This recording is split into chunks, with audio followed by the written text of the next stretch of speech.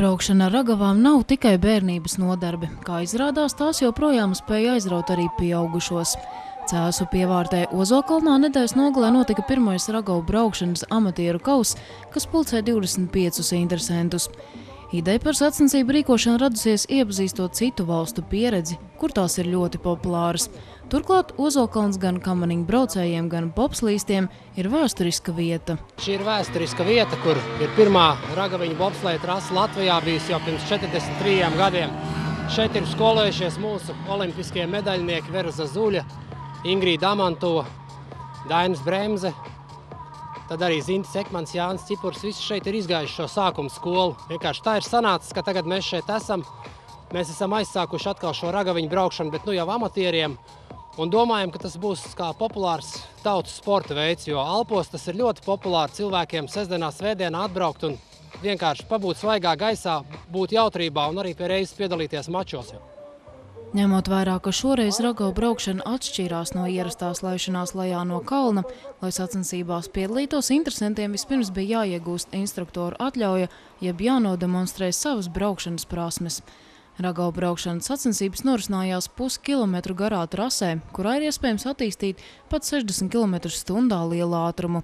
Svarīgākie nosacījumi – mācēt ragavus stūrēt pareizajā virzienā un laicīgi apstāties. Bez tam uz kalnu dalībnieki devās tikai ar speciāli sarūpētām profesionālām ragavām. Šeit brauks ar parastajām ragaviņām, kuras ir nopirktas veikalā, attīstīs ātrumu un nedaudz paliksies uz kāda pauguriņa, tad tās ragavas vienkārši izšķīdīs. Mums ir, varētu teikt, profesionālas amatieru ragavas. Pat cik Eiropā, Itālijā, Austrijā, Šveicē, Vācijā šis ir ļoti izplatīts veids, tad arī šīs firmas šajās valstīs ražo ragavas. Mums konkrēti ir itāļu un austriešu modeļi. Ragavas ir samērā dārgas, maksā vairāk kā 100 eiro vienas ragavas, bet viņas ir paredzētas, ka var braukt cilvēks līdz 130 kg svarā un nevar salauzt šīs ragavas, un viņas ir pietiekoši kvalitatīvas. Par ragavu braukšanas amatieru kausa pirmā posma uzvarētāji kļuva Jānis Jozefs. Viņam sakoja Ingus Augsniņš, bet trešo pozīciju izcīnīja Jānis Lapa. Tev ir pieredze jau šādā ragavu braukšanā? Pirms 20 gadiem. Tā kā bija mazs, jā? Jā, nav pieredzes, nē. Kāda bija ar braukšanu? Es nezinu, kā bija no malas. Man likās ok. Nebija sarežģīti? Nē, bija sarežģīti. Uz beigām tur bija sarežģīti, tāpēc tur jau bija pilnīgs ledus un tos kociņus nevarēja reāli izņemt vairāk. Kas bija grūtākais, teiksim tā, apbraukt tos kociņus vai tur, kur jau lejā ir ātrums? Nav grūtākais ātrums noteikti. Jā, ir brīlīts, tā ir ok. Un ar to stūrēšanu? Nu, piešaujās ar laiku. Cik reizes paspēju šodien vispār pirms sacensībām nobraukt, lai saprastu, kas tas ir? Nu, kā divreiz nobrauc un teicu, kas gatavs. Pašam šķita, ka ar to pietiek? Nē. Vai jums ir pieredze visā šamī? Nē. Nu jau ir, ja godīgi. Nu jau ir. Sākumā nebija. Pilnīgi nulles, jā. Pirmo reizi nobraucām pa kalnu, tad arī zinājām, kāda trasa ir un ko darīt vispār. Cik reizēm pietika, lai saprastu, kas ir kas? 4.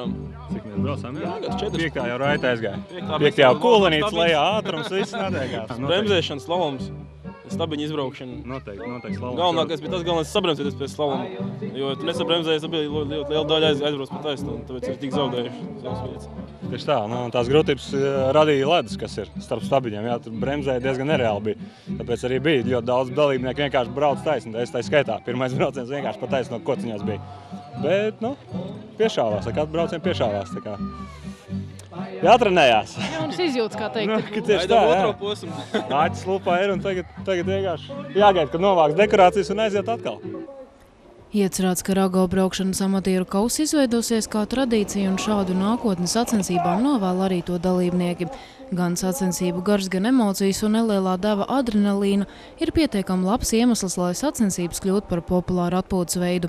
Nākamais ragavu braukšanas amatieru kausa posms paredzēts februārī, bet noslēgums marta sākumā, kad apkopojot visu posmu rezultātus, tiks noskaidrots arī šī ziemas ātrākais un vienlaikus arī izveicīgākais ragaviņu braucējs. Vidzemes televīzijā, Valmierā, Purvielā 12A. Informē par notikumiem sev apkārt. Redakcijas tālrunis 642 190 40. Informācija par reklāmas ievietošanu pa tālruni 642 190 43.